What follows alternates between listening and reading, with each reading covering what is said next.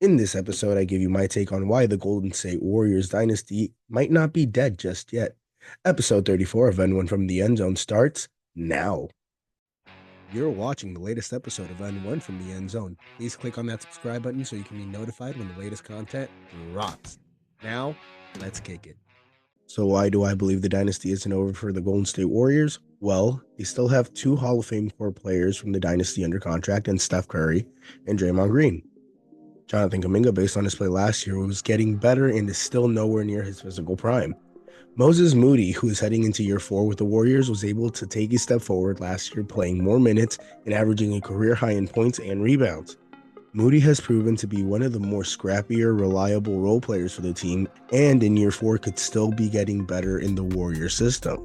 Brandon Podziemski had a solid rookie year, and in year 2 could really solidify his place on the Warriors rotation. Last but not least, my favorite Warriors rookie last year, Trayce Jackson-Davis, was a defensive dog in his rookie year. After the team came back from the All-Star break, TJD averaged playing 22 minutes on 10 points, 6.5 rebounds, and a little over a block and a half a game. Dude, for a rookie, those are solid numbers. He ain't Wembanyama, but he's still, that's what we need. His length is awesome. Now, some of the moves I'd like Mike Dunleavy to make this offseason. Well, let's get into it. First and foremost, do not trade the young players who I believe are a year or two away from really making an impact on this team. Jonathan Kuminga, if no major moves are made and Klay really is gone, has the potential of being the Warriors' second leading scorer and even averaging 20 points per game next year. He's only 21, isn't near his physical prime yet, has been able to stay healthy, and most importantly, has consistently gotten better each year he's been in the league. His career field goal percentage is over 50%, and his length is something the Warriors desperately need. Then, here's my favorite rookie, Trayce Jackson-Davis, whose rookie year started off a bit slow, and by the end of the year was a big part of the Warriors system. In his 16 games as a starter for the team, he averaged over 11 points, 7.5 rebounds, and over a block and a half a game on 69 field goal percentage. Once he got comfortable in the league, he started to dominate on both ends. He's also 24 years old and closer to his physical prime than Kuminga is. In his second year for the team, TJD has the potential of being an All-NBA defensive team player next year. Again, his length is also something the Warriors need to keep desperately as the league continues to evolve. Bigs that can expand the floor by shooting threes while also dominating the paint are again becoming the focal point of a lot of teams' offenses.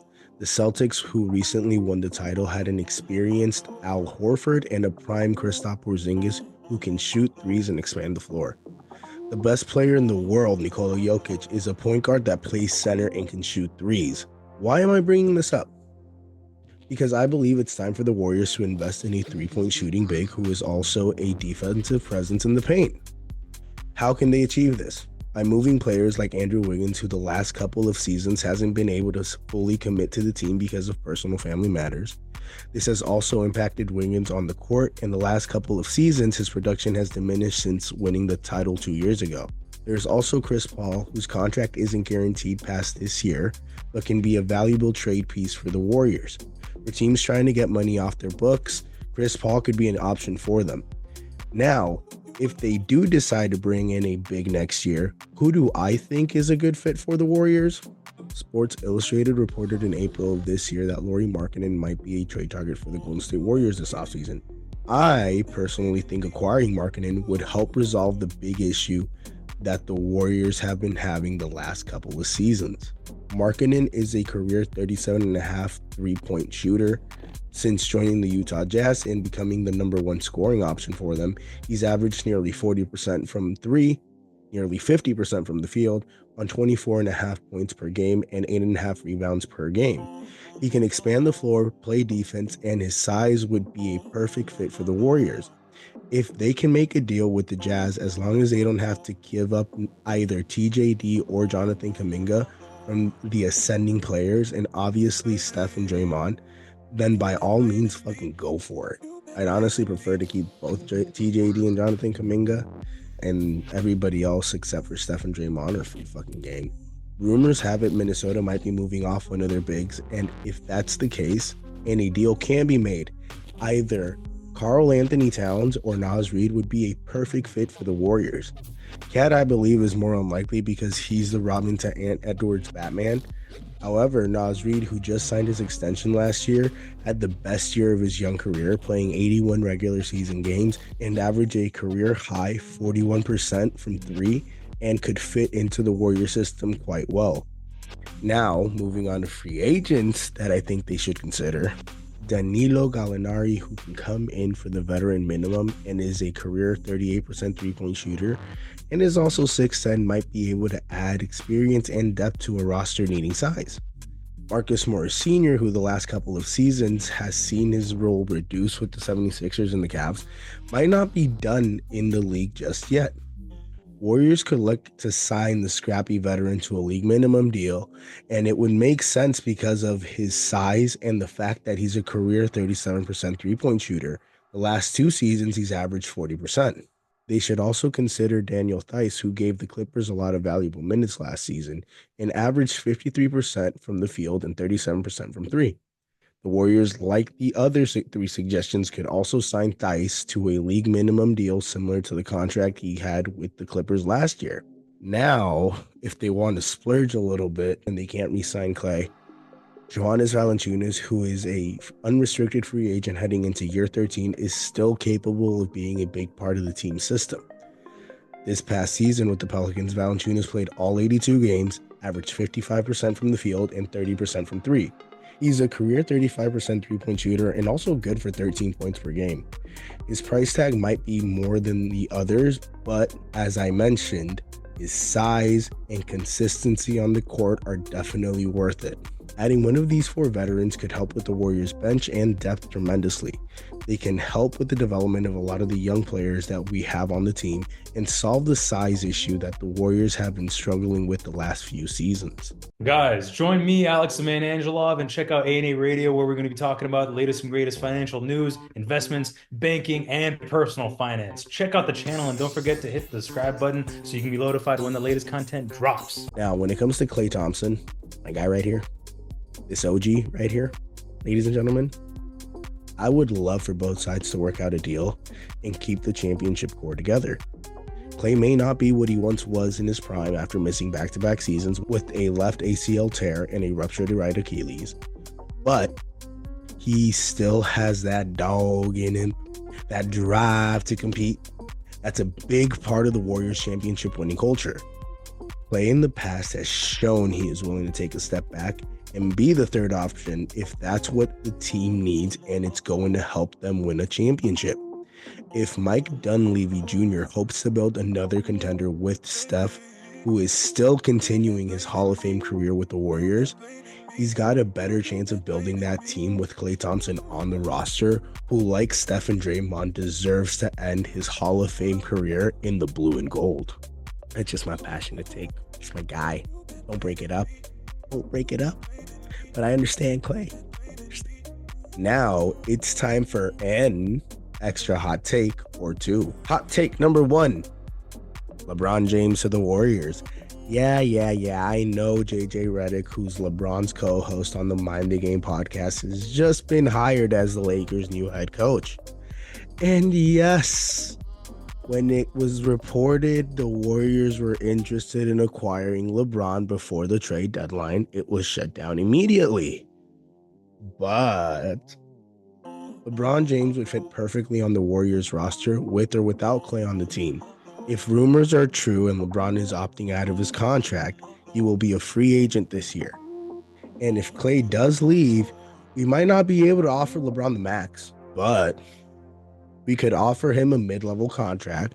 Now, in basketball terms, if LeBron comes to the Warriors, he would have a Hall of Fame head coach, 2 Hall of Fame champions as teammates, and if CP3 is still on the team and Klay isn't, another Hall of Fame caliber point guard on the team and a lot of young talent that has shown signs of being able to compete at the high level. It makes sense basketball-wise, if you ask me. And other hot take, PG-13 of the Warriors. Can Mike Dunleavy do that? Can he find a way? I'm just saying. The Clippers haven't signed Paul George to an extension, and PG-13 has a player option this year, meaning he can walk for free, opt into his contract, and hopefully work out an extension, or opt in for a sign and trade like we did with KD to the Brooklyn Nets, and we got D'Lo back, which ultimately got us Wiggins at the end, which ultimately helped us win a championship. I'm just saying, ladies and gentlemen, if a deal for PG-13 can be made, it would most likely include Chris Paul, who is entering the last year of his 4-year, $120 million contract and is a team option for the Warriors. Andrew Wiggins, who still has 3 years left on his deal and essentially plays the same position as PG-13. And a first or a second round pick. Or they maybe work out a 3-team trade deal and they work it out. Just saying. For the Clippers heading into a new stadium and clearly drawing the line in the sand with the amount of money they are willing to pay George, having Chris Paul on the team would allow them to give them an expiring contract that they could easily get off their books next year and bring some nostalgia back to the Clippers fan base, as he was a member of the beloved Lob City Clippers and was a part of the team when they were considered real contenders. Adding Wiggins to the trade would also give them a player that has a championship pedigree, is still relatively young, and technically in the prime of his career. A fresh start for Wiggins in LA might help him rejuvenate his career. I'm pretty sure Ty Lue could find a way to get the best out of Wiggins, similar to how Kerr did the first 2 full years he was on the team. Also, a first or a second round pick could give the Clippers a valuable asset in the trade in the future or through the draft. Who knows? For the Warriors, acquiring Paul George would help bolster the team on both sides of the ball. George is a reliable 3-point shooter, and pairing him with Dre and Steph would make the team legitimate contenders in the West. If the Warriors can manage to re-sign Klay, the team would not only be contenders, but in my opinion, be favorites in the West. Plus, they would still have their rising star Jonathan Kuminga and their other defensive star Trayce Jackson-Davis. If Mike Dunleavy could pull off a move similar to how Bob Myers pulled off the move to get Andre Iguodala back in 2013, he would be on the right trajectory as the next GM for the Warriors, or President of Basketball Operations. I think that's his title. Guys, we'll be right back with some empowering with positivity. Guys, you're watching a Shady Mob production. Make sure to follow the Shady Mob podcast, where we break down all the latest content and talk about life. Please make sure to share, like, comment, and subscribe so you can be notified when the latest content drops. Time for empowering with positivity. In this segment, I'd like to give thanks to Klay Thompson for all the years of service he's given the Golden State Warriors. If this past season was truly his last with the Warriors, Klay Thompson undoubtedly gave the Warriors franchise everything he had. He is a 4-time champion, 5-time All-Star, 1-time Olympic gold medalist, 2-time All-NBA player, and a 1-time All-Defensive Team player. Prior to the gruesome injuries that put him on the sidelines for back-to-back seasons in 2020 and 2021, he returned with a vengeance in 2022 and helped the Warriors win their 4th title. Wherever he may go, whether it's back with the Warriors or someplace else, Klay Thompson has solidified his career as a future Hall of Famer. Thank you, Klay, for all the memories, and whatever may or may not happen, I wish you nothing but success and health in your future. That 60-point, 11-dribble game will always go down in the NBA annals of one of the greatest games by any player in NBA history. So thank you for everything, Klay. I really hope whatever happens, it just works out for you. And I really hope you're back with the Warriors next year. So maybe this isn't a goodbye. Maybe we'll see you soon. Guys, please subscribe, like, and comment on the video. Share this with your friends, families, and partners. Make some money with my picks. Listen to my sports takes, or just watch for some positivity. Always remember, desire is power. And if you desire to be great, you have the power to be great. Thank you for watching another episode of N1 from the End Zone. I love and appreciate you guys. Stay tuned for more.